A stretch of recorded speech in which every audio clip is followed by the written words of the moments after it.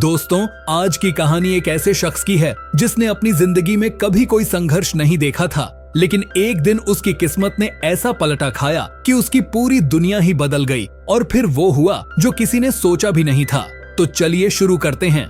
फू नाम का यह आदमी एक बड़ी कंपनी का सीईओ है जो अंटार्कटिका की तरफ एक छोटे से प्लेन में जा रहा है, क्योंकि उसके दिमाग में एक यूनिक बिजनेस आइडिया है वहाँ वेडिंग डेस्टिनेशन बनाने का, जिससे उसे खूब मुनाफा होगा और ऐसा करने वाली उसकी कंपनी पहली होगी। उसके साथ दो लड़कियां हैं, नताशा जो एक मॉडल है और जिंग जो साइंस फोटोग्राफर है। प्लेन में बस एक पायलट है, क्योंकि यह जगह इतनी खतरनाक है कि वहाँ बहुत कम लोग जाते हैं। दरअसल यह प्लेन काफी लिमिटेड रिसोर्सेज के साथ जा रहा है। सफर के दौरान फू जिंग के सामने अपने बारे में बहुत सारी बातें बताता है कि वो कितना अमीर है, कहाँ जा रहा है, क्या करने वाला है, वगैरह वगैरह। लेकिन जिंग एकदम उसके विपरीत थी, शांत स्वभाव की, बस चुपचाप अपनी किताबें पढ़ रही होती है। पर इन तीनों को क्या पता था कि कुछ ही देर में उनकी जिंदगी में एक ऐसा तूफान आने वाला है जो उन्होंने सिर्फ मूवीज में ही देखा होगा। जैसे ही प्लेन अंटार्कटिका के बर्फीले पहाड़ों के करीब पहुंचता है, तेज हवाओं का झोंका प्लेन से टकराना शुरू कर देता है, जिससे प्लेन हिलने लगता है। एक पल तो ऐसा आता है कि प्लेन एक पहाड़ से टकराने वाला होता है, लेकिन सही समय पर पायलट उसे ऊपर उठा लेता है। पर तभी सामने एक विशाल तूफान आ जाता है जिसमें प्लेन गायब सा हो जाता है। पायलट को कुछ दिखाई नहीं देता और प्लेन जाकर एक ऊंचे पहाड़ से टकरा जाता है। सबसे पहले पायलट की मौत होती है, वो सीट समेत प्लेन से नीचे गिर जाता है, लेकिन पीछे बैठे तीनों लोग अभी जिंदा थे और कुछ ही सेकंड बाद प्लेन अब नीचे आना शुरू हो जाता है। अंटार्कटिका के पहाड़ों के बीच जाकर क्रैश हो जाता है। चारों ओर बस बर्फ और अंधेरे के अलावा कुछ नहीं था। सभी की आंखें बंद थीं।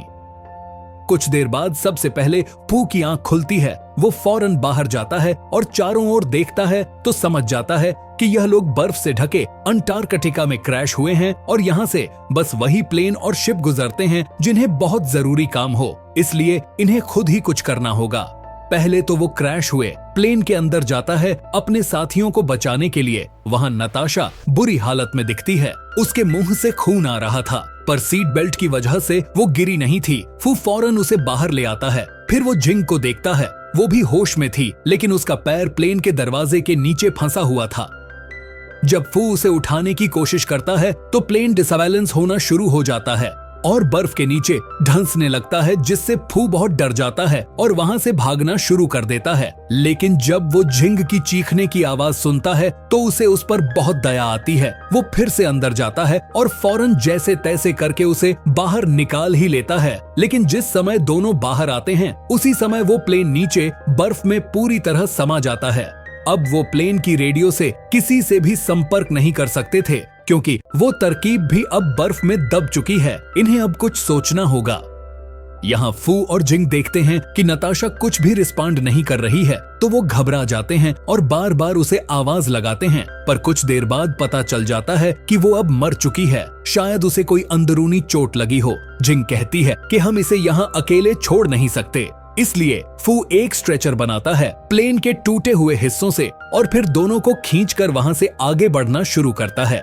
क्योंकि जिंग भी चलने की हालत में नहीं थी, उसे भी सेफ जगह पर ले जाना था, लेकिन यह इतना आसान नहीं होता, क्योंकि कुछ ही दूरी पर इनका सामना हो जाता है एक एवलांच से जो इनकी ओर आ रहा था। जिंग चिल्लाकर कहती है कि फौरन एक गड्ढा खोदो, हमें उसके अंदर जाना होगा। तो फू काम में लग जाता है और एवलांच के आते ही दोनों उसके अंदर चले जाते हैं। कुछ इस तरह से वो उस एवलांच से बच पाते हैं, लेकिन उन्होंने नताशा की लाश को ऊपर ही छोड़ दिया था, जिसे कुछ गिद्ध आकर खाने लगते हैं। जब वो बाहर आते हैं तो फू कहता है कि हमें इसे यहीं दफना देना होगा, क्योंकि मैं इतने भारी बोझ को लेकर आगे नहीं जा सकता। जिंग भी हामी भरती है और दोनों उसे वहीं दफन कर देते हैं। यह सब जिंग के लिए काफी इमोशनल होता है, क्योंकि वो नताशा को बरसों से जानती थी, उसके कहने पर ही वो यहाँ आई थी, लेकिन अब उसे अकेले ही आगे बढ़ना होगा। अब फू एक अच्छे इंसान होने का कर्तव्य निभाता है और जिंग को अपनी पीठ पर बैठाकर आगे चलता रहता है। लेकिन इसी बीच ये लोग बहुत बार गिरते हैं क्योंकि वहां बहुत बर्फ थी जहां चलना बहुत मुश्किल था। और जब एक बार वो एक पहाड़ी से नीचे उतर रहे होते हैं तो उसी बीच फू का पैर फिसल जाता है और जिंग गिर जाती है। उसका पैर जाकर एक पत्थर से टकराता है जिसकी वजह से वो बेहोश हो जाती है। कई घंटों के बाद जब उसे होश आता है तो वो खुद को एक सेफ हाउस में पाती है जो किसी पुराने कॉटेज की तरह लग रहा था। यह देखकर वो बहुत खुश होती है और फू को आवाज लगाती है जो सो रहा था। जिंग उसे थैंक यू कहती है क्योंकि उसने उसकी जान बचाई थी, लेकिन वो उसे एक आखिरी रिक्वेस्ट करती है कि उसे कैसे भी करके उसके पैर की हड्डी को सीधा करना होगा, वरना इन्फेक्शन की वजह से वो मर भी सकती है। लेकिन फू कहता है इसमें बहुत दर्द होगा और मुझे यह करना भी नहीं आता। लेकिन जिंग उसकी नहीं सुनती और करने को बोलती है और फू बड़ी मुश्किल से उस काम को पूरा करता है जिसमें जिंग को बहुत दर्द होता है और वो बेहोश हो जाती है। लेकिन फू उसके पैर को सीधा कर देता है। हालांकि अभी भी वो प्रॉपर तरीके से सीधा नहीं हुआ था, इसलिए उसे कुछ दिन बेड पर रहना होगा। अब फू कहता है मैं आसपास देख कर आता हूं, क्या पता कुछ काम का सामान मिल जाए। वो बाहर जाता है उसी टोपी को लगाकर जो नताशा की थी, क्योंकि वो उसकी आखिरी निशानी को अपने पास रखना चाहता था। वो कॉटेज के पीछे जाता है तो उसे वहां लाइट के लिए एक जनरेटर मिल जाता है जो बहुत मुश्किल से लेकिन जैसे तैसे करके स्टार्ट हो जाता है और उसकी वजह से कॉटेज में लगा हीटर ऑन हो जाता है। तो यह देखकर जिंग बहुत अच्छा फील करती है। इसके बाद फू कुछ और चीजें ढूंढता है तो वहां उसे कुछ खाने पीने का सामान भी मिल जाता है जिस पर चाइनीज लैंग्वेज में चीजें लिखी हुई थीं, जिसे जिंग देखकर समझ जाती है। जिंग बताती है यह कॉटेज असल में चाइनीज रिसर्चर्स ने बनाया था, यानी यहीं आसपास चाइनीज अरोरा स्टेशन है जो अंटार्कटिका का एकमात्र रिसर्चिंग इंस्टीट्यूट है। और यह सुनकर फू बहुत खुश होता है और पूछता है क्या हम लोग वहां तक पहुंच सकते हैं। तो जिंग बताती है यह इतना आसान नहीं है क्योंकि हमारे पास पहले तो खाना लिमिटेड है, बस कुछ दिन चलेगा। उसके बाद जनरेटर में बस 200 लीटर का ही फ्यूल है जो अप्रॉक्स 75 दिन चल सकेगा, लेकिन हमें बस उसे एक दिन में 4 घंटे ही यूज करना होगा। इसलिए हमारे पास जो भी कुछ है बस 75 दिन है।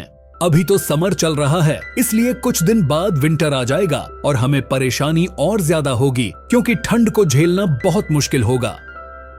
यह सब बातें सुनकर फू तैयार था इस चैलेंज को लेने के लिए, क्योंकि अभी उनके पास कोई और रास्ता भी नहीं है।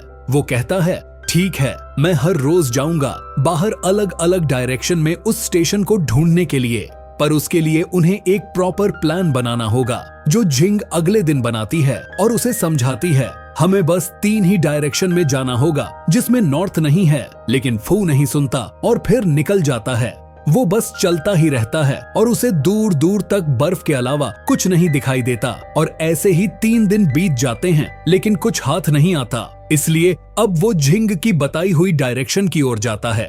वहां भी उसे कुछ हाथ नहीं आता, लेकिन जब भी वो लौट कर आता था तो जिंग को एक झूठी उम्मीद देता था कि उसने वहां कुछ देखा है, शायद कल उसे कुछ मिल जाए, ताकि वो उम्मीद न हारे। एक दिन जब वो अंटार्कटिका के साउथ पोल के पास होता है तो वहां उसका सामना एक आइसबर्ग से हो जाता है जो बस टूटने ही वाला था, लेकिन वो सही सलामत बच जाता है। अब ऐसा ही करते करते 14 दिन बीत जाते हैं। इनके हाथ सिर्फ निराशा ही आ रही थी और खाना धीरे धीरे खत्म होता जा रहा था। तब एक दिन जिंग उसे कहती है तुम्हें अपनी स्पीड को बढ़ाना होगा, तुम्हें दिन में 4 किलोमीटर की रफ्तार से चलना होगा, तभी तुम हर रोज थोड़ी और दूरी तय कर पाओगे। फू मान जाता है और फिर अगले दिन जिंग खाना खिलाकर उसे भेजती है। उनके पास खाने की भी कमी हो गई है, इसीलिए फू अपने बनाए हुए एक टूल से मछली पकड़ने की कोशिश करता है जो पकड़ में भी आ जाती है, लेकिन वहां उसका सामना एक मुसीबत से हो जाता है जो बहुत बड़ी होने वाली है। जब वो वापस लौट रहा होता है तभी उसके पैर एक बर्फ पर पड़ता है जिसकी वजह से वहां की सतह खिसक जाती है और वो नीचे जाकर एक बड़ी सी खाई में गिरता है और उसे पूरे 13 घंटों बाद होश आता है। जब वो अपने चारों ओर देखता है तो उम्मीद खो देता है, क्योंकि यहाँ से बाहर निकलना मुमकिन ही नहीं है, क्योंकि यह गुफा चारों ओर से बंद है। और वो वहीं लेट जाता है क्योंकि कुछ फायदा नहीं है। ऐसे ही उसी जगह पर 2 दिन का समय बीत जाता है। उधर जिंग उसके आने के इंतजार में भूखी पेट लेटी रहती है। उसे कुछ समझ नहीं आता कि असल में वो क्यों नहीं आए। बहुत देर होने के बाद वो खुद ही उठती है और जनरेटर को शुरू करने के लिए चली जाती है क्योंकि बाहर बहुत तेज तूफान आ रहा था। वो रेंगते हुए वहां तक जाती है। अब उसे बहुत ठंड लग रही थी, लेकिन जनरेटर को शुरू करना इतना आसान नहीं था। वो बहुत कोशिश करती है लेकिन हो नहीं पाता। उधर जब 2 दिन बीत जाते हैं तो फू को ख्याल आता है कि वो अगर यहाँ से नहीं निकला तो अकेले नहीं बल्कि उसकी वजह से एक और जान मुश्किल में पड़ जाएगी और वो झिंग होगी। इसलिए वो फिर से उठ खड़ा होता है और चारों ओर देखता है। एक जगह पर उसे एक छोटी सी दरार दिखाई देती है जिसके सहारे से वो ऊपर चढ़ना शुरू करता है। शायद वो उसे ऊपर तक पहुंचा दे। उधर दूसरी ओर हम झिंग को देखते हैं जो अब पूरी तरह से टूट चुकी थी क्योंकि जनरेटर शुरू हो ही नहीं रहा था। उसे अब शायद यह भी यकीन हो गया था कि फू वापस नहीं आएगा, इसलिए वो वहां एक नुकीली सी चीज से अपने हाथ पर गहरी चोट लगा लेती है जिससे वो बेहोश हो जाती है और वहीं पड़ी रहती है। लेकिन दूसरी तरफ फू बर्फ से होते हुए अंधेरे में जिंदगी से लड़ रहा था और उसकी हिम्मत रंग लाती है। फू ने कर दिखाया था। वो बर्फ को चीरते हुए ऊपर आ जाता है और भागते हुए कॉटेज की ओर जाता है जहां उसे झिंग जनरेटर के पास पड़ी हुई मिलती है। वो चेक करता है तो उसकी सांसें चल रही थीं और वो होश में थी, इसलिए वो फौरन उसे उठाकर अंदर ले जाता है और मरहम लगाता है। होश में आने पर फू उसे समझाता है, तुम्हें हिम्मत नहीं हारनी है। अभी अभी मैं मौत जैसे हालात से लड़कर आ रहा हूँ और यहाँ तुमने पल भर में ही खुद को पूरी तरह छोड़ देने का फैसला कर लिया। अब ऐसा कोई भी बड़ा कदम मत उठाना जो तुम्हें और कमजोर कर दे। झिंग कहीं ना कहीं अब फू को पसंद करने लगी थी क्योंकि वो अपनी पूरी कोशिश कर रहा था यहाँ से बाहर निकलने की। अब यहाँ रहते हुए पूरे 40 दिन से ऊपर हो चुके थे। ऐसे ही एक दिन जब फू फिर से उस स्टेशन को ढूंढने के लिए बाहर जाता है तो अब ज्यादा ठंड होने की वजह से उसकी आंख की रोशनी काम करना बंद कर देती है। उसे सब कुछ ब्लर दिखाई देने लगता है, इसलिए वो वापस लौटना शुरू कर देता है। लेकिन आते आते उसे कुछ भी दिखाई नहीं दे रहा था, यहाँ तक कि अपना कॉटेज भी। और इसी वजह से वो गिरना पड़ना शुरू हो जाता है और जोर जोर से झिंग को आवाज लगाता है। उसकी किस्मत अच्छी थी कि झिंग उसकी आवाज सुन लेती है और बाहर आकर उसे सही डायरेक्शन बताती है, जिसकी मदद से वो उसके पास पहुंच जाता है और उसे गले से लगा लेती है। झिंग बताती है ऐसा इसीलिए हुआ क्योंकि यहाँ बर्फ की किरणें बिना किसी रिफ्लेक्शन के पड़ती हैं और ऐसे में इसे देखने से कोई भी आदमी अंधा हो सकता है। वो उसे एक कपड़ा बांधने को देती है जिससे 3 दिन बाद वो सही हो जाता है। अब वो दोनों अच्छे दोस्त बन चुके थे और सही होने के बाद फू एक बार फिर बाहर जाता है उसी कपड़े को बांधकर, लेकिन इस बार वो किसी खाई में नहीं बल्कि समुद्र के ठंडे पानी में गिर जाता है क्योंकि वहाँ की सतह बहुत कमजोर होती है। वो बहुत कोशिश करता है ऊपर आने की, लेकिन कोई फायदा नहीं होता। तभी उसकी नजर कुछ पेंगुइन पर जाती है जो एक रास्ते से ऊपर आ रही थीं और वो उनके पीछे जाता है। धीरे धीरे तैरता हुआ ऊपर आ जाता है और उसका खून अब जमना शुरू हो गया था क्योंकि उसका पूरा शरीर गीला हो गया था। ऊपर से यहाँ की हवा उसका खून जमा रही थी। वो जैसे तैसे चलता है लेकिन उसके बाल, दाढ़ी सब कुछ जम चुका था, लेकिन उसने हिम्मत नहीं हारी। वो चलता रहा और फाइनली कॉटेज तक पहुंच जाता है। पर झिंग उसकी ऐसी हालत देखकर बहुत डर जाती है और फौरन उसके साथ लेटकर उसे सहारा देती है ताकि उसको थोड़ी गर्मी मिल सके। अब अगले दिन फू की हालत थोड़ी बेहतर होती है, जिसके बाद वो फिर से निकल जाता है, लेकिन यहाँ वो देखता है कि उसके जूते तो हैं ही नहीं। दरअसल वो उस दिन पानी में गुम हो गए थे, इसलिए वो नताशा की लाश के पास जाता है और उसके जूते बाहर निकाल लेता है और उन्हें पहन लेता है। अब यहाँ वो फिर से आगे बढ़ता है और अब उन्हें 50 दिन के ऊपर हो गए थे, लेकिन कुछ भी हाथ नहीं आया था। उधर अब झिंग के पैर भी धीरे धीरे ठीक होने लगे थे। फू उसे रोज थोड़ी थोड़ी एक्सरसाइज करवाता है ताकि वो जल्दी चलना शुरू कर दे। पर एक दिन उनके दरवाजे पर किसी की दस्तक होती है। उन्हें लगता है कि शायद यह पोलर बियर हो सकता है, इसलिए वो डर जाते हैं। लेकिन जब वो गेट खोलते हैं तो वहां उन्हें एक पेंगुइन मिलती है जो उनके कॉटेज के अंदर आने लगती है। फू उसे मारने की कोशिश करता है, लेकिन झिंग ऐसा करने से मना करती है और उसे एक पेट की तरह रखना शुरू कर देती है। अब दोनों ही एक दूसरे का साथ पसंद करने लगे थे। एक दिन फू उसे अपने बनाए हुए स्केटिंग बोर्ड से बाहर घुमाने भी ले जाता है। उसके पीछे पीछे वो पेंगुइन भी आती है। एक जगह दोनों बैठकर आराम करते हैं। तभी जिंग गौर करती है कि उसकी नाक से खून आ रहा है, लेकिन वो इस बारे में फू को कुछ नहीं बताती। एक दिन जब वो दोनों किसी बात पर खूब हंस रहे होते हैं, तभी फिर से जिंग की नाक से खून आने लगता है और इस बार फू यह देख लेता है। जिंग बताती है, असल में विटामिन सी की कमी से हो रहा है, मुझे वेजिटेबल की जरूरत है। अगर ऐसा ही चलता रहा तो कुछ दिन में मेरे दांत कमजोर हो जाएंगे और फिर मेरे बाल झड़ने लग जाएंगे और धीरे धीरे मेरा शरीर साथ छोड़ देगा। लेकिन तुम मेरे लिए परेशान मत हो, तुम्हें खुद के लिए जिंदा रहना है। वो पूरी रात फू जाग कर बिता देता है, क्योंकि अब जिंग से वो प्यार करने लगा था। वो उसे टूटते हुए नहीं देख सकता था। जब अगली सुबह होती है तो वो जिंग को प्रपोज करता है, और वो भी बस एक इमेजिनेशन रिंग के साथ। वो उसे वादा करता है कि अगर उसके दांत कमजोर हो गए, अगर उसके बाल भी झड़ गए, तो तब भी वो उसके साथ रहेगा। चाहे कुछ भी हो जाए, वो उसे छोड़कर नहीं जाएगा। जिंग कहती है कि मैं भी तुम्हारे साथ रहना चाहती हूँ, लेकिन शायद ऊपर वाले को मंजूर नहीं है, और इसलिए तुम बार बार यहाँ लौट कर मत आया करो। अब तुम स्टेशन को सिर्फ ढूंढो, मैं अपना ख्याल खुद रख लूंगी। लेकिन फू नहीं सुनता। वो बार बार वापस आता है, क्योंकि वो उसे अकेले नहीं छोड़ सकता।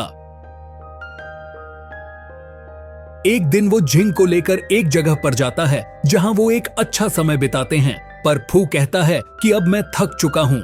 ऐसे रोज रोज चलते चलते शायद हम दोनों का यही मरना लिखा हुआ है। लेकिन जिंग कहती है कि मरना मेरी किस्मत में है, तुम्हारी नहीं। तुम्हें खुद के लिए चलना होगा। हमने इतने दिन साथ बिताए हैं, उसको एक अच्छी एंडिंग देनी है तुम्हें। इसलिए अगले दिन वो फिर से चलना शुरू कर देता है, और इस बार उसका सामना तूफान से होता है। वो पूरा बर्फ से जम चुका था, लेकिन फिर से खड़ा उठता है, और आखिर में वो एक साइन के पास पहुंचता है जो असल में चाइनीज अरोरा रिसर्च सेंटर का था।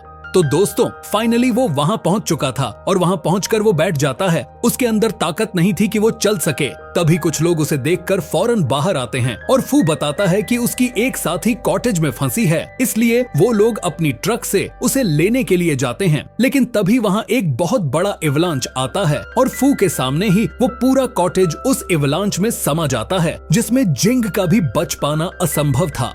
फू रोता है, चीखता है, लेकिन अब बहुत देर हो चुकी है। वो पूरी तरह से निराश हो जाता है, और इसलिए रोते हुए वहीं बेहोश हो जाता है। अब एक रात जब उसी रिसर्च सेंटर में उसकी आंख खुलती है, तो उसे अपने पास जिंग की बनाई हुई सर्वाइवल बुक मिलती है, जिसमें लिखा हुआ था कि असल में एवलांच से कैसे बचा जा सकता है। पढ़ते ही उसे ख्याल आता है कि जिंग इतनी आसानी से मरने वाली नहीं है, वो जरूर जिंदा होगी, और इसलिए वो फौरन एक बाइक लेकर उसी कॉटेज के पास जाता है। उसकी खुशकिस्मती थी कि वहां उसे एक गड्ढा मिलता है जिसके अंदर जिंग लेटी हुई थी। उसने खुद को एवलांच से बचा लिया था। दोस्तों, अब वो उसे सीने से लगा लेता है और खूब रोता है। तभी आसमान में हम अरोरा लाइट को भी देखते हैं, जिसे देखकर जिंग बहुत खुश होती है। वो कहती है कि मैंने तो कब की उम्मीद छोड़ दी थी, लेकिन तुमने मुझे जीना सिखाया। अगर इंसान को जिंदगी में कुछ भी हासिल करना है, तो उसके लिए उसके अंदर सबसे पहले तो मुसीबतों से लड़ने की ताकत होनी चाहिए। इसी के साथ यह कहानी का यही अंत हो जाता है। फू ने हिम्मत नहीं हारी, इसलिए उसकी जान बच पाई, और साथ में उसका प्यार भी उसे मिल पाया। इसलिए कुछ पाने के लिए हमेशा लड़ना होता है।